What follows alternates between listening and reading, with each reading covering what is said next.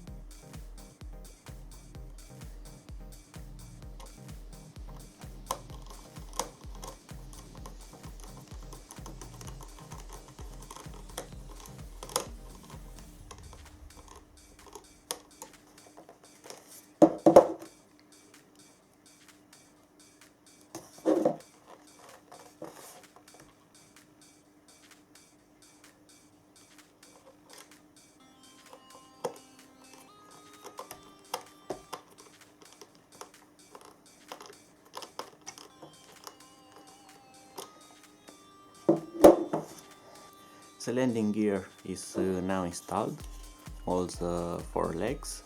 A nice thing is that you get some extra screws, so if you lose some of them you will have some replacements left. Now we can move on to the propeller guards. They first slide into this slot. As you can see, it will go in and it stays on, and then you will use two screws, one here and one here, from the provided bag, and it will fix it permanently. And I'm going to attach them all and then secure them with the provided screws.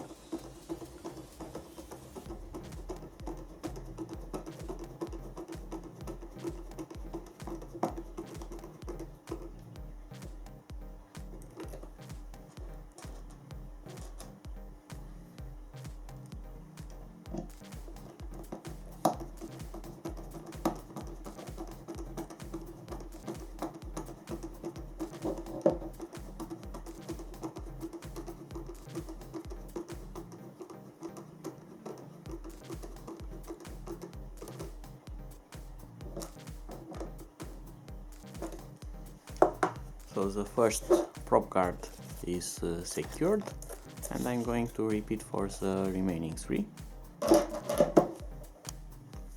All four prop guards are properly installed. Now I'm going to install the camera, which is very easy. It just slides in and needs a connector to be fixed. So it will go like this, and it has a clip here, a retaining clip that secures the camera, and then I'm going to plug in the power cable onto the base of the quad.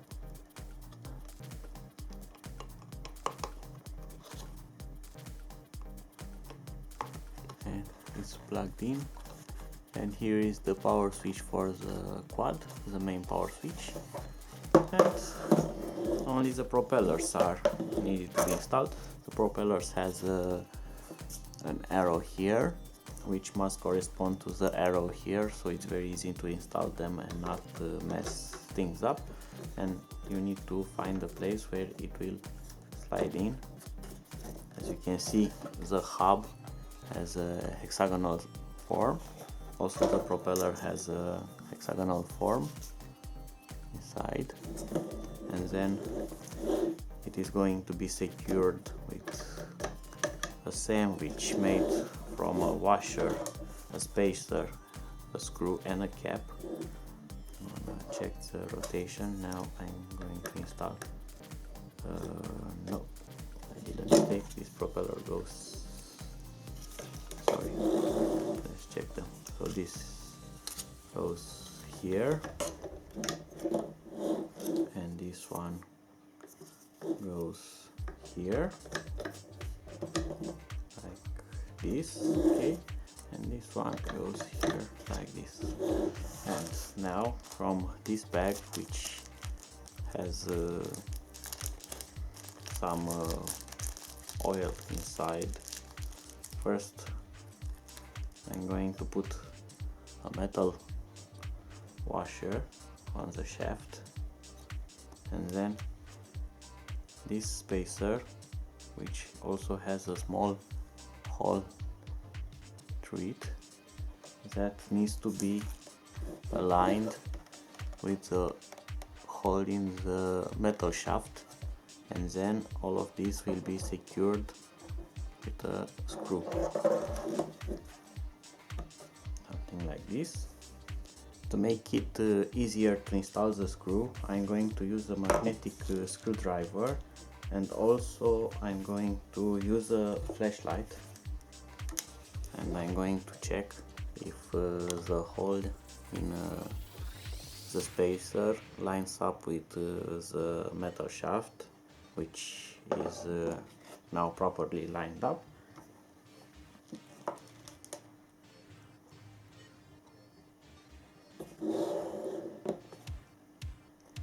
Must be gentle. You do not want to turn the spacer around on the axle, as it will not line up with the hole in the shaft. So I need to secure this. After the screw is completely secured, as you can see here, you will cover this with a cap. This is just a push-in cap. It will go over the axis, and you will push it as long as it enters.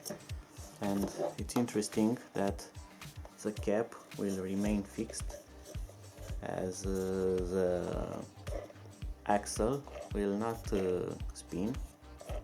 Only the propeller will spin on the hexagonal part that you have previously seen. It's an interesting design, and it relies on nylon bushing and lubrication.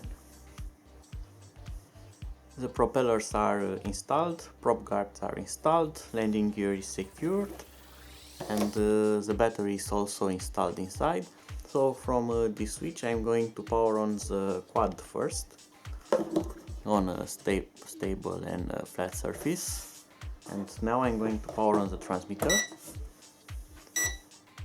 And steady lights means that the controller is now binded with the quad. And on the monitor I have already video feed from the camera, and if I push the throttle up, the motor starts.